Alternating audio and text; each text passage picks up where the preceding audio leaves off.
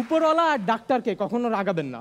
উপরওয়ালা একবার রেগে গেলে ডাক্তারের কাছে পাঠায় দেয়, আর ডাক্তার রেগে গেলে উপরওয়ালার কাছে পাঠায় দেবে। আসবে খুলনা খালিশপুর থেকে তারেক মাহমুদ।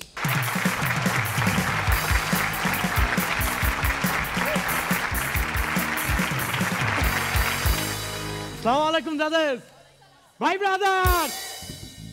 ছোটবেলায় আমরা সবাই এম ইন লাইফ লিখছি না? হ্যাঁ। আপনারা লিখছেন? আপনি লিখছেন ভাই? আপনারা লিখছেন? হ্যাঁ। এম ইন লাইফে আমরা কি লিখতাম? আমি বড় হয়ে ডাক্তার হব, ডাক্তার হওয়ার পর গরিব দুঃখী মানুষের বিনা পয়সায় সেবা করব। একটাও পাইছেন এরকম? না। একটাও পাইছেন না? সবাই আমরা হুদাই লিখছি যে ডাক্তার হব, কেউ কিন্তু এটা লিখি না যে ইঞ্জিনিয়ার হব, কারণ ইঞ্জিনিয়ার বানানটা কঠিন। বাঙালি বড়ই অদ্ভুত। দেখেন, ডাক্তারের কাছে যাবে, টেস্ট করাবে, রিপোর্ট খারাপ আসলেও খারাপ লাগে, রিপোর্ট ভালো আসলেও খারাপ লাগে।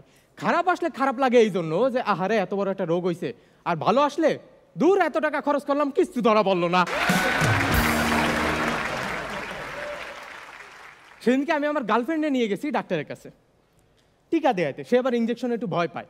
নার্স আমার করলো তারা শক্ত করে 2 হাত দিয়ে ধরেন। আমি খুব শক্ত করে 2টা হাত দিয়ে ধরলাম, সেও আমার আঙ্গুলটা খুব শক্ত করে ধরলো। একটু পরে করলাম, বাবু আমি 2টা হাত দিয়ে তোমাকে ধরে রাখছি, তুমি যেটা ধরছো ওটা আঙ্গুল না।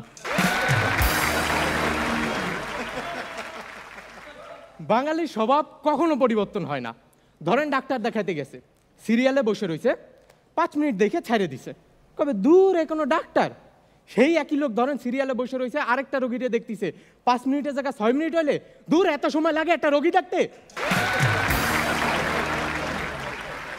আমাকে ফারিয়া আপু গেছে ডাক্তারের কাছে, বলছে ডাক্তার সাহেব একটু দেখেন তো আমার কি হলো। ডাক্তার সব রিপোর্ট দেখে বলে, আমার মনে হচ্ছে আপনার অপারেশন করা দরকার। হ্যাঁ, কি বলেন ডাক্তার সাহেব, এই স্টেজে এসে অপারেশন করবেন? একটু ডিফারেন্ট কিছু করা যায় না? আমাকে কিপটা জাহাঙ্গীর ভাই সেদিনকে গেছে ডাক্তারের কাছে, যা বলতেছে ডাক্তার সাহেব আমার জ্বর, সর্দি, কাশি, ডায়রিয়া, ম্যালেরিয়া, আমাশয়, জন্ডিস, টাইফয়েড সব কিছু হয়েছে, আমি কি বেশি দিন বাঁচুম? ডাক্তার কয় দাঁড়ান একটু। ভিতরে গেল, ভিতরে একটা টি আকারের রড নিয়ে এসে তার পিছনে বাঁধতে শুরু করলো। ডাক্তার সাহেব এ কি করতেছেন? এটাই আপনার চিকিৎসা, এত রোগের পরেও যখন আপনি মরেন নাই, ঠাডা পড়া ছাড়া আপনি মরবেন না, তাই আর্থিং করে দিলাম। উপরওয়ালা আর ডাক্তারকে কখনো রাগাবেন না। উপরওয়ালা একবার রেগে গেলে ডাক্তারের কাছে পাঠায় দেয়, আর ডাক্তার রেগে গেলে উপরওয়ালার কাছে পাঠায় দেবে। আমি অফিস থেকে মাঝে মাঝেই ছুটি নিই। ছুটি নেওয়া খুব সহজ, বসরে যায় শুধু বলি বস আমার বউ হাসপাতালে, বস ছুটি দিয়ে দেয়। আজকাল আর দিচ্ছে না, কারণ কেটা জানি কয়ে দিছে আমার বউ হাসপাতালে চাকরি করে। একটা মহিলার খুব আক্ষেপ, সারা জীবন ক্লাসের ভিতর যে ছেলেটা পিছন দিয়ে তারা লুকায় লুকায় দেখতো, সেই ছেলেটা আজকে ডাক্তার। ওই ছেলেটা এখন দেখতে গেলে ওই মহিলার ভিজিট দিয়ে দেখতে যাওয়া লাগে। আমাকে রনি ভাই গেছে সেদিনকে ডাক্তার দেখাইতে, যাই দেখে খুব লম্বা লাইন।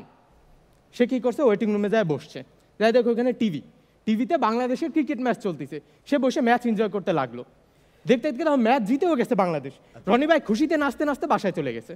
বাসায় যাওয়ার পর তার 2টা জিনিস মনে পড়ছে। 1, শালা আমি তো ডাক্তার না দেখাই চলে আইছি, আর 2, ওটা তো হাইলাইট ম্যাচ ছিল।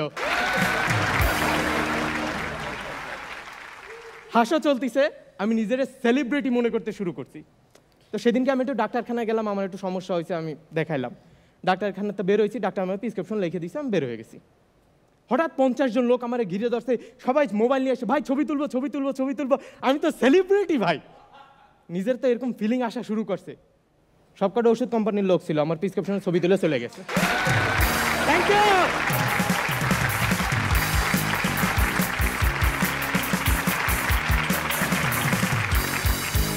ওকে, তারেক মাহমুদ হাসি মুখের দুর্দান্ত একজন পারফর্মার, যা বলে হাসি মুখে, আর সামনে যারা দেখে তারাও হাসি মুখে দেখে। শুরুতেই আমিন খান। তারেক, মনটা ভরে গিয়েছে তোমার পারফরমেন্স দেখে।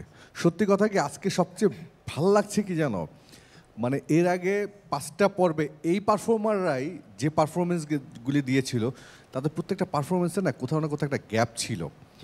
আজকে যে 4 জন ইতিমধ্যে পারফরমেন্স করেছে, তাদের সেই গ্যাপগুলো না তারা নিজেরাই কোথা থেকে যেন সংশোধন করে ফেলেছে। মানে সুপার 6-এ যাওয়ার জন্য এরা সবাই প্রস্তুত। সেই পারফরমেন্সগুলো আজকে দেখছি, অনেক সুন্দর ছিল। ওকে, তো তোমরা আমাকে বলো আমি বকা দিই, আমি বকা দেওয়ার পরে পারফরমেন্স দেখছো ওদের?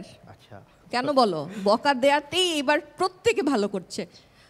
ওকে, তারেক, আমার তারেকের সবচেয়ে পছন্দের জিনিস হচ্ছে তারেক এসে সেটা সুন্দর করে হাসি দেয়, তারপর ও বলা শুরু করে, আমার খুব ভালো লাগে দেখতে। ইটস আ পজিটিভ এনার্জি ইয়ে হয়। ভালো ছিল তারেক, খুব ভালো ছিল। Best of luck. তুষার খান।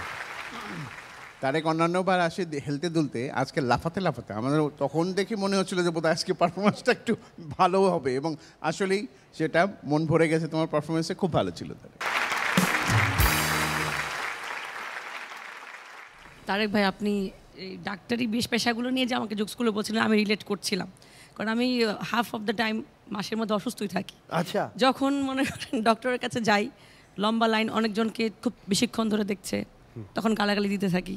আবার আমাকে যদি অল্প সময় ধরে দেখে, আমি খুব বলি যে কী দেখলো, এটা আসলেই রিলেটেড করার মতন। So very nice, thank you. আচ্ছা, একটু জানতে চাই, বিয়ে তো হয়েছে রিসেন্ট, তার সাথে তো আপনার আগে থেকে একটু জানাশোনা ছিল। হ্যাঁ, আপনি আগে অসুস্থ হতেন? অসুস্থতা কি অনেক দিন থেকেই? ছোটবেলা থেকেই। ওকে, তাহলে তো শারীরিক। তাহলে উনি আপনার উপর রাগ করতো না? না, তো ফ্রেন্ড ছিল, তো বলতো কেমন আছিস না না, এই সেম কেস আমারও ছিল এরকম। সে খালি যাইতো ডাক্তার দেখাতে চলে আসতো, আমি বলে কই আজকে মিট করবো না, ডাক্তার দেখাতে গেছি। তো আমি খুব রাগ করে একদিন শুধু বললাম, হ্যাঁ ওই ডাক্তারকেই দেখাও। আমি তো আর কেউ না। ওকে, আচ্ছা, আমি যেটা বলতে চাই যে আমরা কিন্তু আমরা প্রত্যেকেই মনে লেগেছি যে এম ইন লাইফ আমি ডাক্তার হব। যারা সত্যি সত্যি ডাক্তার হয়েছে তারা কিন্তু ওই যে আমি গ্রামে ফিরবো, সেবা করব, সেই জায়গায় কিন্তু নেই। এবং আরও যারা যারা দেশপ্রেম নিয়ে লিখতো যে বড় দেশপ্রেমিক হব, দেশের জন্য এই করব, খোঁজ নিয়ে দেখা গেছে যে ম্যাক্সিমামই এখন বিদেশ থাকে। এটা ট্রু স্টোরি। ওকে, অনেক কিছু পরিবর্তন হবে। রনি ভাই, হ্যাঁ। আমি এরকম একজন ডক্টরকে চিনি, পারিও চিনে, আমাদের ডক্টর এজাজ স্যার। হ্যাঁ, উনি আমাদের সাথে দীর্ঘদিন ধরে, আপনারা হয়তো চিনেন ডক্টর এজাজ স্যার। উনি এমন একজন ডক্টর যিনি বিনা পয়সায় আসলে রোগী দেখেন, আমার দেখা মতে। উনি সপ্তাহে একদিন শুটিং করেন, আর বাকি সময় সে গাজীপুরে একটা তার চেম্বার আছে, সেখানে একদম বিনা পয়সায় সে একদম গরিব দুস্থদেরকে দেখেন। হ্যাঁ, তার জন্য একটা ক্ল্যাব, বিশাল একটা ক্ল্যাব দেওয়া। এবং ডক্টর এজাজ ভাই উনি আমাদের বিচারক হিসেবে একসাথে ছিলেন। সেই সময় কি তুষার ভাই আপনি একসাথে ছিলেন? গত সিজনে। কত? হ্যাঁ, দুই সিজন আগে। হ্যাঁ, ওকে, ওকে, একটা জোরে হাততালি হোক। ওকে, অনেক অনেক ধন্যবাদ আপনাকে যে আপনার এই যে একবারে কোনো কিছুই পরিবর্তন হয়নি, পরিবর্তন হয়েছে, পারফরমেন্স ডেভেলপ হয়েছে, বাট হাসি মুখে সেই প্রথম পারফরমেন্স, সেখান থেকে সে এখনও সেই অবস্থা ধরে রেখেছে। অনেক ধন্যবাদ, থ্যাংক ইউ।